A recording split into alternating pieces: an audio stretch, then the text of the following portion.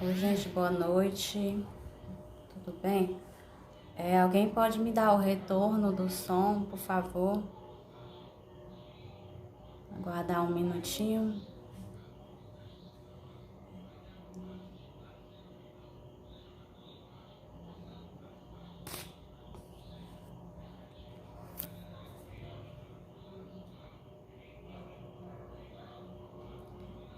Vamos lá iniciar, né? Acho que o som tá ok.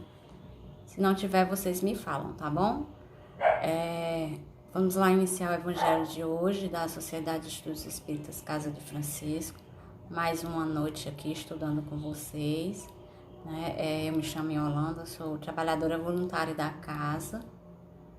E hoje o estudo proposto é a respeito do capítulo 15. Fora da caridade não há salvação.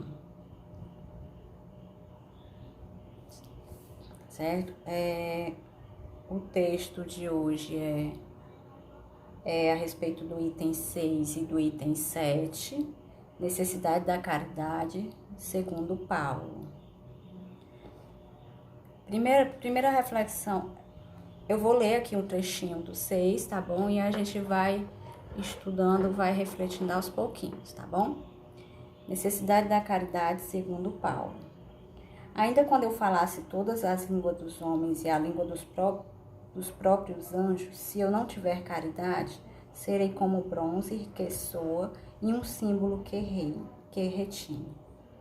Ainda quando tivesse o dom da profecia, que penetrasse todos os mistérios e tivesse perfeita ciência de todas as coisas, ainda que tivesse toda a fé possível, até o ponto de transportar as montanhas, se não tiver caridade, nada sou. E quando houvesse distribuído os meus bens para alimentar os pobres e houvesse entregado o meu corpo para ser queimado, se não tivesse caridade, tudo isso de nada me serviria. Vamos lá começar, né? Assim. Esse texto, ele é retirado da primeira epístola de Coríntios, de Paulo, né? 13, 1 Coríntios 13, aonde Paulo vem nos mostrar um pouquinho sobre caridade, né? Sobre a questão da nossa salvação em si, né? Como o próprio título do capítulo diz, que fala sobre fora da caridade não há salvação, ele vem nos nortear um pouquinho sobre o caminho que precisamos trilhar. A gente tem que se lembrar da história de Paulo, né? Quando ele no deserto, ele viu Cristo, viu Jesus, e a partir daí tudo na vida dele mudou. Ele tinha uma história de perseguição, onde perseguia os cristãos, e a partir desse momento onde todo o impacto do Espírito do Cristo causa no espírito dele, né, muda totalmente a concepção dele sobre o que era Jesus, sobre o que é a obra de Deus. E aí Paulo passou por uma divisão de águas, né, podemos chamar assim, porque ele muda totalmente todas as atitudes dele, as ações dele, aonde ele abre mão de tudo, aonde ele se sujeita a várias humilhações, aonde ele é questionado, aonde ele é machucado, né? Então foi todo um processo pelo qual ele passou. E aí a gente refletindo um pouquinho sobre esse texto, a gente vai puxar aqui novamente, né? Ainda que eu falasse todas as línguas dos homens e a língua dos próprios anjos, se eu não tiver caridade, serei como um bronze que soa e um símbolo que retine. Ou seja, né? Não adianta de nada eu ter toda a cultura, eu saber falar para todos os homens, eu ter o meu intelectual ele ser elevado, se eu não tiver caridade, se as minhas ações não estiverem voltadas para o bem, se eu não for benevolente, se eu não for indulgente para Deus, isso daí vai contar, né, para nossa evolução moral. E aí ele continua, quando ele diz aqui, ó: e quando houvesse distribuído todos os meus bens para alimentar os pobres e houvesse entregado o meu corpo para ser queimado, se não tivesse caridade, tudo isso de nada me serviria. que adianta de que adianta nós estarmos entregando tudo, mas o que vai contar realmente em todas as nossas ações são os nossos sentimentos, né? Tudo isso deve ser voltado com o intuito de ser caridoso, com o intuito de estar agindo conforme as leis divinas, né? Nós sabemos que todas as nossas ações, elas têm recompensa. Eu vou praticar isso porque eu vou ter a recompensa. É óbvio que vai ter. Ninguém faz nada sabendo que não vai ter o retorno. É lógico que eu não vou agir pensando no retorno, mas saber que vai ter, nós todos sabemos, nós estudamos, nós já compreendemos um pouquinho, né?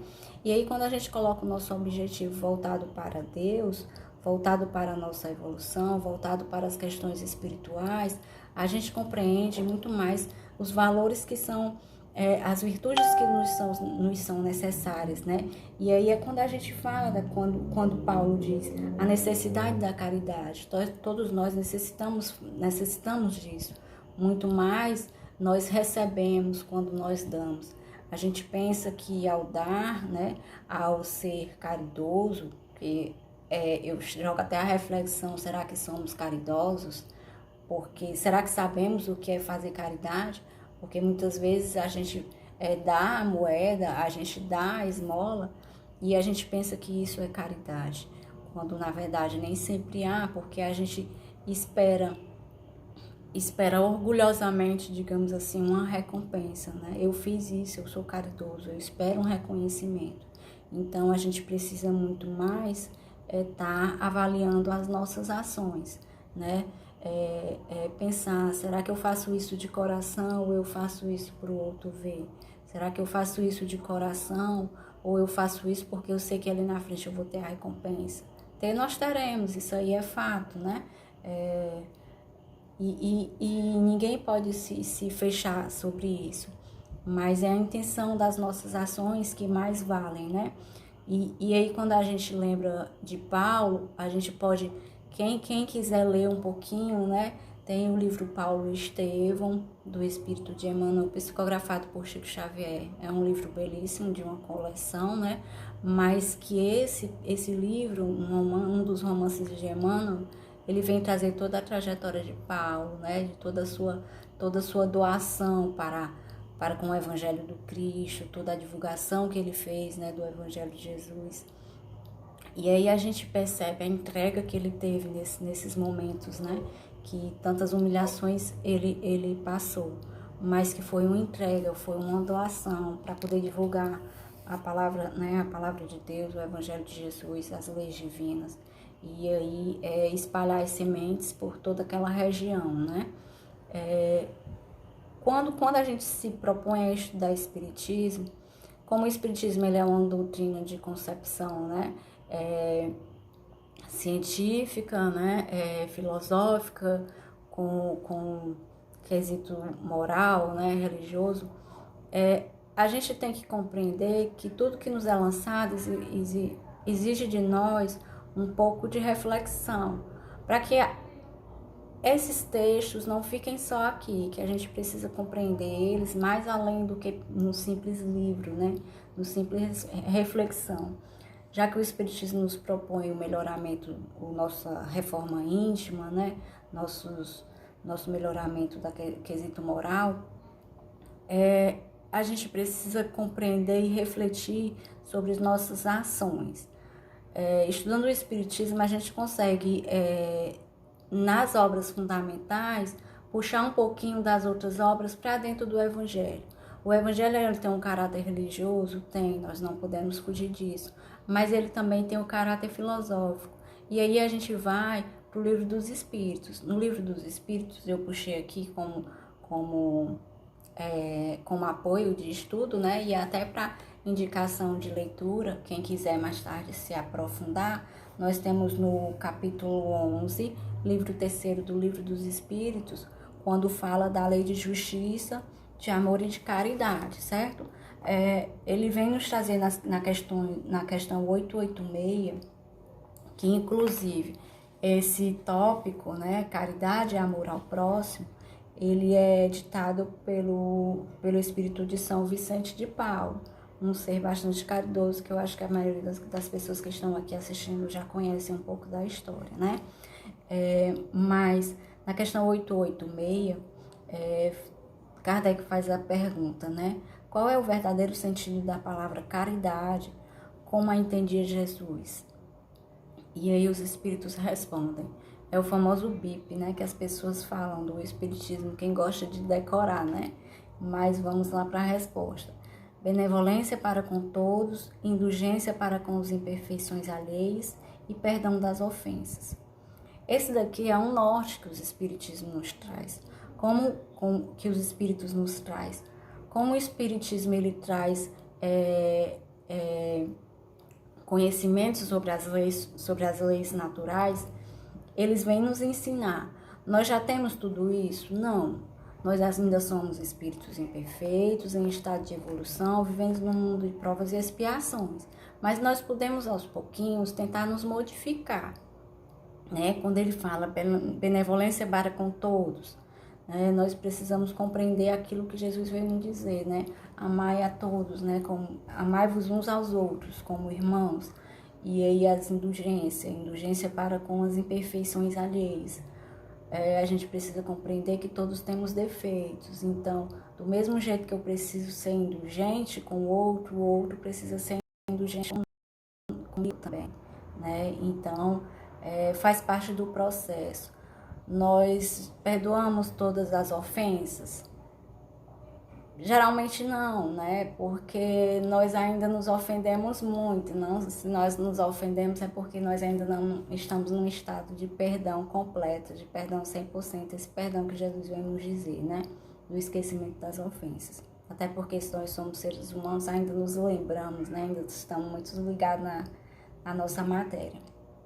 E aí, mais à frente, Kardec vem embasar esse comentário dos espíritos, quando ele fala: o amor e a caridade são um complemento da lei e da justiça, porque amar ao próximo é fazer-lhe todo o bem que estar ao nosso alcance e que gostaríamos que fosse feito a nós mesmos.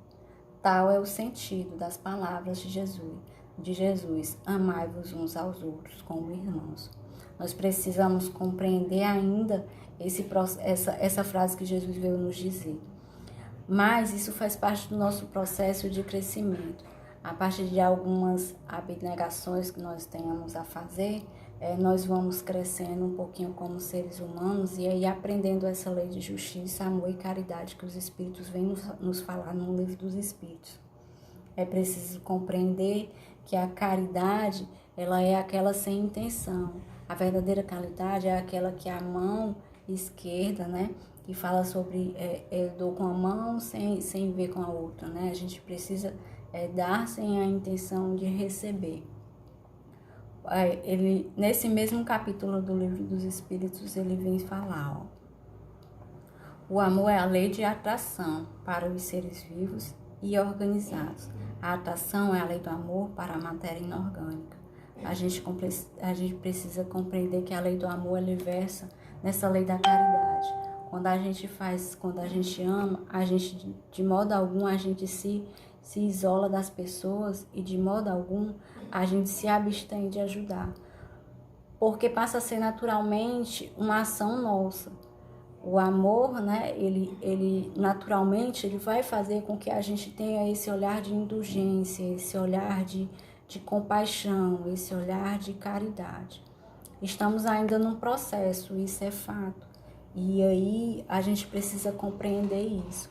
Mas essa compreensão ela não pode ser estática, ela precisa ser ativa. Ela precisa que a gente tenha, saiba, aliás, ela precisa que a gente consiga sair desse momento de estagnação, de que eu não faço porque eu tenho outra existência, na outra existência eu faço. Não, Deus nos dá todos os dias a oportunidade de vivenciar essa caridade, vivenciar esse amor. E a vida é tão curta, né, gente? Então, a gente precisa compreender que os momentos que a gente tem, as oportunidades que a gente tem, a gente precisa agarrar, né? Então, é essa reflexão que eu trago para vocês, tá bom? Vou finalizar o evangelho de hoje. Amanhã é Dia das Mães. Eu desejo a todas as mães um feliz Dia das Mães. Quem já tem sua mãe que partiu, né? É preciso, como o Espiritismo nos vem revelar, a imortalidade da alma, que saibamos que ela está perto da gente, né? Perto de todos os seus filhos, seja num sonho ela vem em visita, seja numa visita espiritual por permissão divina, da qual nós nem sempre temos a visão, mas a certeza é que Deus não vai desamparar nenhum dos filhos que estão nessa terra, né? Então, eu desejo a todos uma boa noite e fiquem todos com Deus, tá bom?